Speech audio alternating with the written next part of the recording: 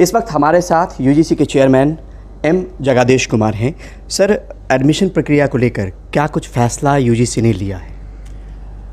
हम कल डिसाइड किया सभी सेंट्रल यूनिवर्सिटीज़ में अंडर ग्रेजुएट एडमिशन्स के लिए कॉमन यूनिवर्सिटी एंट्रेंस टेस्ट हम कंडक्ट करेंगे।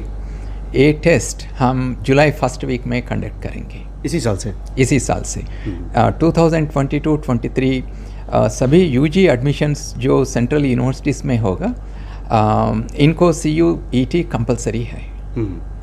इसके पीछे मकसद क्या रहा है सर? देखिए, आप यूजी एडमिशन्स के बारे में आप देखें तो 99% 100% कट ऑफ भी होता है +2 मार्क्स में, and this is leading to all kinds of stress in the minds of the students side से स्टूडेंट का पॉइंट ऑफ व्यू हम देखें तो एक लेवल प्लेइंग ग्राउंड चाहिए, और अलग अलग बोर्ड्स में अलग अलग प्रोसेस होता है मार्क्स देने का, और इसमें वेरिएशंस भी होता है। सो CUET एक एग्ज़ाम हमारा पूरा नेशन को हुए तो एक लेवल प्लेइंग ग्राउंड होगा, और इस साल से सेंट्रल यूनिवर्सिटीज़ में CUET कंपलसरी है फॉर ऑल यूजी प्रोग्राम्स। लेकिन ये हमारा उम्मीद है कि सभी यूनिवर्सिटीज़, प्राइवेट यूनिवर्सिटीज़ हो, स्टेट यूनिवर्सिटीज़ हो, डीम टू बी यूनिवर्सिटीज़ हो, सभी यूनिवर्सिटीज़ CUET स्कोर को यूज़ करके एडमिशन करें तो बहुत अच्छा रहेगा। कुछ यूनिवर्सिटी वाइस चांसलर से मैं बात भी किया, बहुत लोग CUET स्कोर्स को यूज़ करके यूजी एडमिशन्स करने के लिए तैयार है। तो तमाम जो डीम्ड यूनिवर्सिटी है, प्राइवेट यूनिवर्सिटीज़ हैं, उनसे एक एक करके आप बातचीत करेंगे, कोई आग्रह करेंगे कि इस तरह के जो प्रोसेस है उसमें शामिल हो जाए? आज हम एक पब्लिक नोटिस न्यूज़पेपर्स में हम प्रिंट किया, और UGC वेबसाइट में भी एक पब्लिक नोटिस डाला। ये पब्लिक नोटिस में हम क्लियरली लिखा है कि CUET स्कोर्स को सब यूनिवर्सिटीज़ यूज़ कर सकते हैं।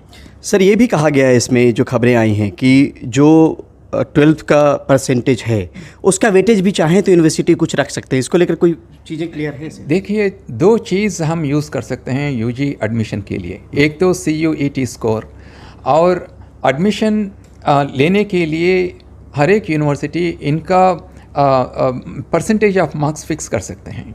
तो इंटरमीडिएट +2 में 60%, 65% जो परसेंटेज यूनिवर्सिटी फिक्स करेगा वो परसेंटेज रहेगा, और इसके अलावा CUET स्कोर के ऊपर एडमिशन मिलेगा स्टूडेंट्स को। तो इसलिए both students have to study for their +2 also and get good marks there, but not the cutthroat 99% and 100%. Plus they have to do well in the CUET and test also. Syllabus किस तरह का होगा sir इसमें? Exam अगर बच्चे समझना चाहें, जो आपके नज़र में हो, जो आपने ध्यान में रखा हो, सिलेबस किस तरह का? सिलेबस देखिए, सिर्फ +2 का 12th स्टैंडर्ड का सिलेबस जो NCERT डिसाइड किया उससे क्वेश्चंस आएगा, और क्वेश्चंस भी they will be designed in such a way that the students comprehension, understanding, analytical abilities ये पूरा हम टेस्ट करेंगे। और ये कितने 2 चरण की बात हो रही है कि 2 पाली में एग्ज़ाम लेंगे? किस तरह के एग्ज़ाम वो 2 पाली में? पहले बात ये है कि स्टूडेंट्स 13 लैंग्वेजेस में एक कंप्यूटर बेस्ड टेस्ट को ले सकते हैं, हमारा इनका मातृभाषा में ले सकते हैं, और एक कंपलसरी लैंग्वेज पेपर होगा, और डोमेन स्पेसिफिक सब्जेक्ट्स में students can take up to 6 subjects, और एक जनरल टेस्ट भी होगा। कुछ यूनिवर्सिटीज़ में डोमेन स्पेसिफिक नॉलेज को टेस्ट नहीं करते हैं, सिर्फ एक जनरल टेस्ट लेके एडमिशन देते हैं। तो उस यूनिवर्सिटीज़ में आपको एडमिशन चाहिए तो एक जनरल टेस्ट को भी ले सकते हैं। 2 शिफ्ट में होगा, एक शिफ्ट में लैंग्वेज टेस्ट और 2 डोमेन सब्जेक्ट्स, और जनरल टेस्ट जो चाहिए तो जनरल टेस्ट लिखना चाहिए तो वो लिख सकते हैं, और दूसरा शिफ्ट में 4 डोमेन सब्जेक्ट्स को लिख सकते हैं, और फॉरेन लैंग्वेजेस को भी लिख सकते हैं। जो BA जर्मन लैंग्वेज करना चाहते हैं, BA फ्रेंच लैंग्वेज करना चाहते हैं, वो लोग फ्रेंच, जर्मन ऐसे फॉरेन लैंग्वेजेस में भी लिख सकते हैं। छात्रों और पेरेंट्स को अगर बताना चाहें सर कि इसके फ़ायदे क्या क्या हैं, अगर मोटे तौर पे आप बताएं। इसका फ़ायदा हम सोचते हैं कि अब CUET इंट्रोड्यूस करने के बाद स्टूडेंट्स ने लर्निंग के ऊपर ध्यान रखेगा। 99% 100% लाने के लिए ध्यान नहीं रहेगा, अब लर्निंग के ऊपर रहेगा एक चीज़। और दूसरा चीज़ है बोर्ड्स मार्क्स में जो डिफरेंसेस रहेगा इसके ऊपर एडमिशन्स नहीं होगा। CUET एक कॉमन बेस होगा सभी स्टूडेंट्स को अक्रॉस द कंट्री, और सभी को भी अपॉर्चुनिटी मिलेगा अच्छी यूनिवर्सिटीज़ में एडमिशन लेने के लिए। ये भी मैं सभी पेरेंट्स को और स्टूडेंट्स को ये बताना चाहता हूँ कि NTA कोशिश करेंगे in the nearest town, in the nearest city, these test centers will be available, especially for students coming from the rural background, remote areas से जो आते हैं, इनका सुविधा के लिए भी हम टेस्ट सेंटर्स को अरेंज करेंगे। इस तरह के डिसीजन पे पहुंचने से पहले सर कंसल्टेशन बहुत ज़्यादा हुआ होगा, एक नतीजे पे पहुंचने से पहले कितनी लंबी प्रक्रिया रही है?